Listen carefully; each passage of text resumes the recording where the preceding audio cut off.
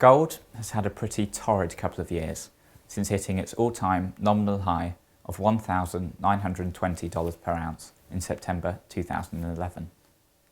Recently, gold has though rallied slightly and is now sitting around $1,400 per ounce, which is quite a key support level for gold. But not long ago, at the end of July, gold hit its lowest level in over 2 years at $1,170 per ounce. So what has happened to precious metals and gold in recent times? Well, in this short video today, I'd like to give you a brief market update. We'll look at precious metals and gold and see what's happened recently in the sector. And we'll also look at what the future may hold for this interesting and exciting sector. Firstly, it's not just gold that's had poor performance this year. Whilst gold has fallen by 30% in value, copper and silver have fallen by 13% and 30% respectively. We've seen this year that gold and silver have fallen very closely together and become very, very correlated. When we look at silver and copper, they are widely used in manufacturing, so a large impact on their demand and price has come from a slowdown in the Chinese economy. Chinese annual GDP in the second quarter this year slowed to 7.5% year on year, and that's the slowest annual growth in over 2 decades in the country. This has affected commodities and all precious metals markets, as China is a big importer of metals and a big manufacturer. Gold is slightly different. It is not used in manufacturing due to its high price and has few industrial qualities, so it wasn't really impacted by the slowdown in the Chinese economy. Gold is very much driven by sentiment. When the economy wasn't performing well in the UK, or when assets weren't performing well a few years ago, a lot of people put their money into gold as a safe haven asset, a so-called flight to safety. Recently, when the gold price was falling, a lot of these investors chose to take their money out of gold and sell out of gold as the price was falling, and this created a snowballing effect, resulting in the price being pushed ever lower. Investors were selling paper gold in the form of exchange-traded funds and futures. They weren't selling physical gold bars or coins. To give you a number on this, in Q2 this year, over 400 tonnes of gold was sold out of exchange-traded funds worldwide, and that was a 15% fall in international holdings. As my colleague Daniel Kiernan covered in a short video at the end of April, after gold saw some of its largest falls, the main reasons behind gold's falls this year were the US Federal Reserve saying that they were going to cut back on their monetary policy or cut the amount of money they pump into the economy, the threat of Cyprus selling their gold reserves in order to cover their national debt, and also a large amount of paper selling from institutions and hedge funds, and this impacted on the market dramatically. After the dramatic fall in price earlier this year, gold has rallied by up to 20%. A large amount of this price increase has been driven by physical gold rather than paper gold. There is definitely a sense that owning physical gold is much stronger than owning its paper gold counterpart, and there's been a shift in how people perceive the value of gold. After all, it is impossible to manipulate the physical gold market. It isn't susceptible to hedging or short selling by investment funds, hedge funds or institutional investors. The World Gold Council, who are the trade body for gold, have recently released their Q2 gold demand trend report.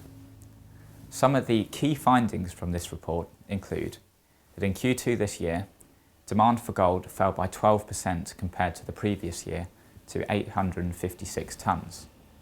This was largely driven by a large amount of money flowing out of exchange-traded funds. Q2 this year saw a massive increase in demand for physical gold bars, coins and jewellery, which increased by 54%. Jewellery hit its highest level since 2007, gold coins increased by 92%, and demand for gold bars increased by 75%. Demand for gold coins and bars hit an all-time record high of $23 billion in the second quarter of this year. The recent drop in the gold price has been seen as a really strong buying opportunity, and this has been led by physical demand from China and India. Retail investment from China has increased by 157% and India by 116% compared to the previous year. China and India now account for almost 60% of global gold demand.